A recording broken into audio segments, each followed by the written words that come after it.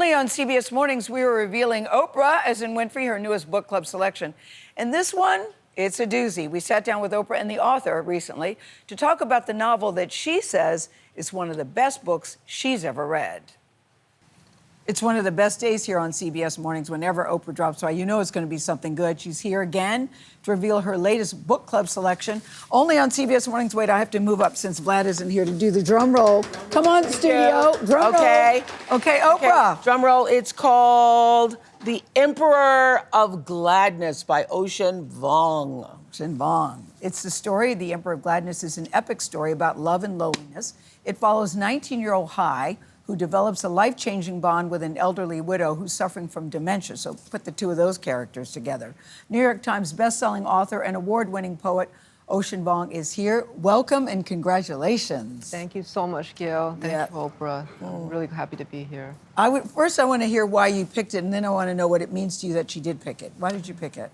I picked it because I thought that it was some of the most beautiful writing I've experienced in my lifetime. I think it's poetic literature, and I think that Ocean Vuong's ability to capture the essence of just ordinary people is like nobody I've ever experienced. You always like those stories about regular people, regular things. And he's able to show the mastery and the extraordinariness in everybody's ordinary lives. When I tell everybody, would you just read the first chapter? Yeah. And if you read the first chapter, you're going to be hooked. And then she calls you back and says, did you finish it yet? Did you finish it yet?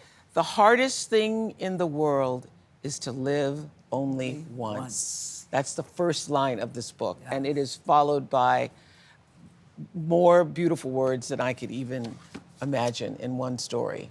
Oh. That is what you do. Before you talk about what it means to you to have been chosen, because I want to follow up on the line that Oprah just said, because it opens with the character, Hai, H-A-I, contemplating taking his own life, and you put that out there in the very beginning. Yeah. Well, suicide is a very personal thing for me. My uncle took his own life in 2012. He was only 28 years old. I was 24, so he was like a big brother to me. And often in stories or news segments, we have the suicide at the edge of the bridge. And then when they come off that bridge, and God willing they do, we all clap, everything's back to normal. But I've always thought, what's happened for that person on day 2 of that decision? Yes. Day 3, day 20. Yes. Wow, because their life still is in shambles. And they did want to take their life. That's the question. What happens and their life on day still 2? is in shambles. Yeah. And that's what you do so beautifully in this story. Then you have the two characters. Hai is very young, and then the grandmother in this story. The two of them end up together, and it's an unlikely duo, but it works. Yeah. The age difference, she has dementia. She sees him on the bridge and she calls him back to life. And I think what I wanted to show is that sometimes you don't have a grand narrative that brings you back to meaningful life. Often what it is that you realize you're more useful to somebody else than you were ever useful to yourself. Wow. And the bond, the unfamiliar bond, is actually very formidable and familiar, because both in our society, both the young people and the very old have been pushed on the margins. So there's loneliness, massive amount of loneliness on both sides of that age spectrum.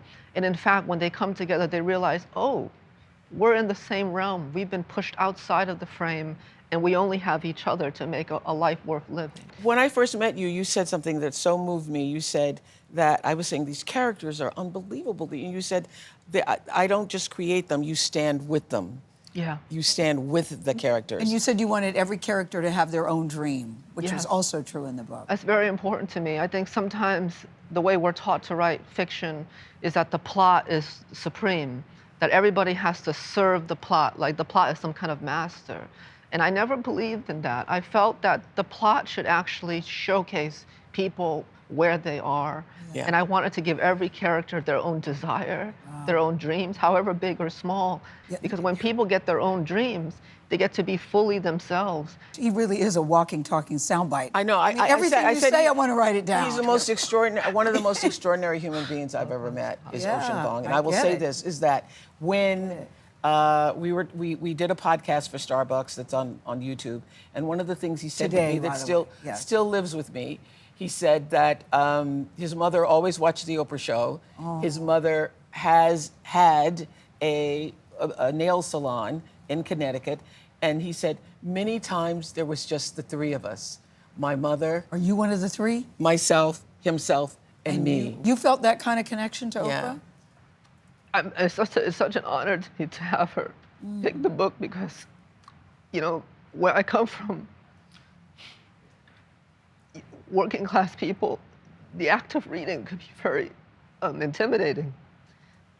Most of the clients in my mother's nail salon were working women, single mothers who didn't have second degrees, who only have high school education.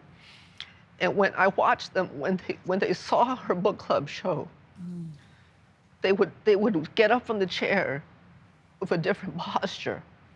And all of a sudden they say, I'm gonna walk across the strip mall, I'm gonna go to Barnes & Noble, I'm gonna get that book. Because what she gave them was she made the act of reading accessible. And I watched these women feel so empowered. And I think it opened up the possibility of reading for them in ways that they never would have gotten. And as a little boy, I didn't know I was gonna be a writer, but I think I saw that first. I said, I don't know what that is, books, but if it can change the posture of somebody's mother so that they can stand a little taller and walk across and get a book with that kind of confidence, because she gave them a ticket into the discourse. And that access means so much to me, especially as a first-generation immigrant, as a first generation to go to college, as an educator. It does the world. And when you told your mother you were going to be an author, she associated that with, oh, you mean like on Oprah's Book Club? Yes, like on Oprah's Your Book mother's no longer with us. What would she say today to see you that you are a member of Oprah's Book Club? You gave me goosebumps. I hope she's proud of me. I hope she's seeing me somewhere. This is the only thing she would have recognized. You know, any literary prize, you know, I won. I called her up. She said, oh, that's nice, but this is the only thing that would be legible to her.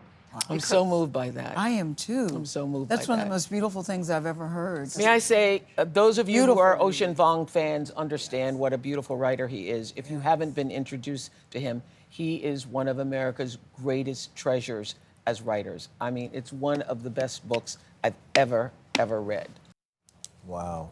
Treasure, not a word she throws around, I can tell you that. The Emperor of Gladness is on sale now. Check out CBSMornings.com for a reader's guide and a free excerpt from this book. And you can watch Ocean Vuong's conversation with Oprah on the Oprah podcast. It's available on YouTube or wherever you get your podcast. And we have to say this, if you or someone you know is seeking mental health resources, you can call the National Alliance on Mental Illness helpline at 1-800-950-6264. Going to repeat it again. 1-800-950-6264. Or in a crisis, call or text 988. Again, that number, 988. That, guys, was one of the most emotional book club selections we've done, and mainly because of Ocean's reaction. But it just shows you the power of reading and writing and what books mean to people. Yeah. And to him and his mom in particular. Yeah, and the wisdom that can be in a novel. I mean, just that first sentence, right? Yes, the hardest thing to do is live only once. Yes. Beautiful. He's a beautiful, beautiful writer. Invitation into the discourse. Yes. So good. Yes, yes.